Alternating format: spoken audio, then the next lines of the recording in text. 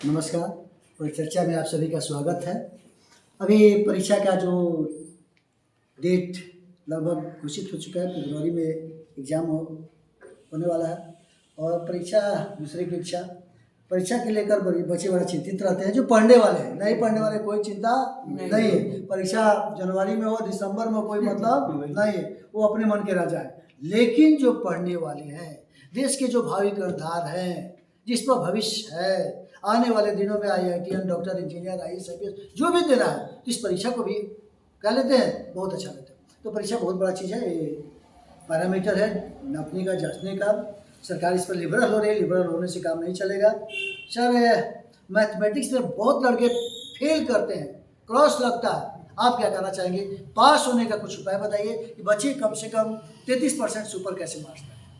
पास होने की सबसे आसान ट्रिक है सर कि उसके मेथड है, जिस चैप्टर को बना रहे हैं वो कंटिन्यू उसी से प्रैक्टिस करें। कम से कम 50 मैथ नहीं तो कम से कम 20-25 कंटिन्यू एवरीडे अगर बनाते हैं तो उनकी कंटिन्यूटी हो जाने से वो 30 ही नहीं सर करीब 70 के लमसम में आप जा सकता है। पर डे अगर बनाएंगे तो हाँ, एवरीडे अगर है कि प्रत्येक चैप्टर से, ये नहीं कि एक चैप्टर आज बना लिए तो हो गया, नहीं, प्रत्येक चैप्टर से 5-5 प्रॉब्लम ही अगर सॉल्व करते हैं तो उनके अच्छे परफॉर्मेंस होंगे और 80 पर मैक्सिमम आपके जाने का चांसेस है। कुछ क्वेश्चन अंडरस्टैंडिंग होता है, बच्चे अंडरस्टैंडिंग जो सेटर होते हैं, हर एक तरह के क्वेश्चन होते हैं, बहुत सिंपल होते हैं, अंडरस्टैंडिंग होते हैं, कुछ ट्विस्ट होते हैं, कुछ हार्ड होते हैं।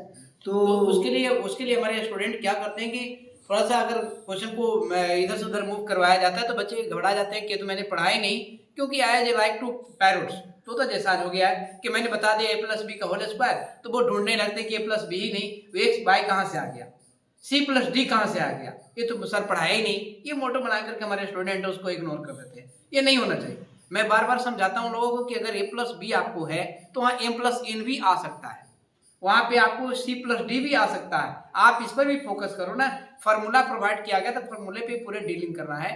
ये नहीं कि उसी को पकड़ ले कि बस एक चीज दे दिया गया तो उसी पर है, नहीं है तुम नहीं बनाएंगे, ये मोटो नहीं रखिए। बहुत बार अभी क्वेश्चन उठा था जब हम लोग एग्जाम ले रहे थे, उसमें स्टूडेंट लोग बोला कि सर मैथ आपने बताया नहीं, ये मैथ ऐसे आ गया वैसे आ गया। हम बोले कि आपने प्रैक्टिस किया, जो मैं बताया आपने किया, कुछ नहीं जवाब नहीं मिला। तो जो मैं बताता हूँ उसका प्रैक्टिस होनी चाहिए और किस तरह से चल रहा है वो सॉल्यूशन सही परफेक्ट होना चाहिए। जैसा आज मैं बता रहा हूँ अकॉर्डिंग टू CBSE बोर्ड कि रफ पोर्शन सर नहीं मिल पा रहा है, जिसके चलते मार्क्स कंटिन्यूटी करते चला जा रहा है। जबकि CBSE ने लागू कर दिया है कि कोई मैथमेटिक्स बनाए तो साथ साथ आप सॉल्यूशन रफ लिखते चलें और मार्जिन नहीं देते हैं तो फिर उसमें भी मार्क्स आपके कटते हैं। और स्टेप बाय स्टेप आपका मार्क्स नहीं कटेगा, स्टेप बाय स्टेप बनाए एक भी मार्क्स नहीं कटेगा। मैं सारा परफॉर्म बता दिया है और इसी पैटर्न को हम लोग को यूज कर लेना है। अब हम लास्ट स्टेप पे बता रहे हैं हम लोग कि मैथमेटिक्स के लिए हमने फॉर्मूला प्रोवाइड किया है कि जो हमारे बच्चे 10-20 प्रैक्टिस कंटिन्यू अब मैं बोर्ड पे कराऊंगा क्रैश कोर्स जैसा, जो स्टूडेंट आएंगे वो लाभ लेंगे, नहीं आएंगे नहीं लाभ लेंगे। तो हम लोग को भी लगता है कि हमारी प्रतिष्ठा की बात है कि हमारे स्टूडेंट मैक्सिमम हमारा क्वालिफाई हो, अधिक से अधिक, अगर 90 नहीं 100 में 100 हो जाए तो और बेटर है। तो हम लोग को भी लगता है कि बहुत जरा के 2-4-5 बच्चे 10 बच्चे बढ़ रहे हैं, इस तरह से बहुत खराब लग रहा है। लेकिन हम सर एक्टिव हैं, तैयार हैं उसके लिए कि हम क्रैश कोर्स स्टार्ट कर देंगे।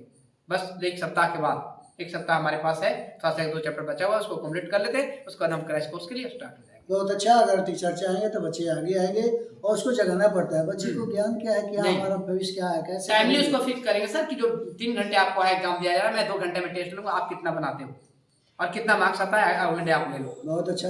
सुरेंद्र सर, आप क्या कहना चाहते हैं? साइंस को लेकर कुछ अपना विचार दीजिए।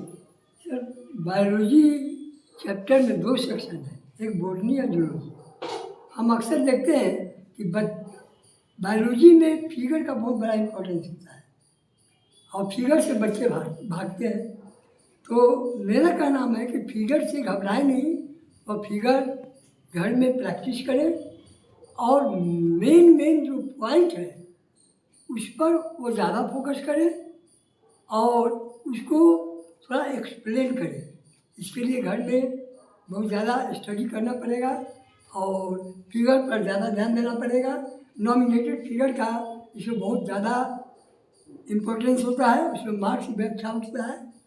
और साइंस सब्जेक्ट ऐसा सब्जेक्ट है कि इसमें मार्क्स कटने का कोई सवाल ही नहीं है अगर ठीक रहे तो फिगर के अकॉर्डिंग हम अगर डिस्क्राइब करते हैं तो बहुत अच्छा फिगर और फोकस अगर बच्चे दें तो उसका मार्क्स अच्छा आ सकता है।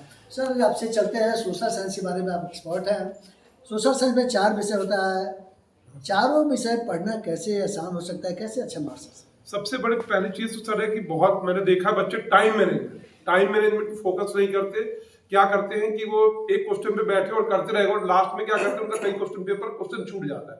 तो मेरा ये है कि आप क्या कीजिए, फोकस कीजिए सबसे पहले। दूसरी चीज क्या है, आप अपना घर में पहले प्रैक्टिस कीजिए। जैसे आपको क्या क्वेश्चन पेपर यदि मिल जाता है या आप क्या सैंपल पेपर के टाइम मैनेजमेंट कीजिए कि मुझे 2.5 घंटे के अंदर उस पेपर को खत्म कर लेना। जब वो टाइम मैनेजमेंट के तब जाके एग्जाम में उनका 3 आवर्स पेपर कंप्लीट होगा। नेक्स्ट चीज, ये क्या करते हैं, बहुत सारे ऐसे क्वेश्चन को पढ़ते नहीं है सर, पढ़ते नहीं और पढ़े बगैर जो मन में आए वो आंसर लिखिए। मेन चीज यही प्रॉब्लम होती है। इसके कारण क्या होता है, उनको मार्क्स नहीं मिलते हैं।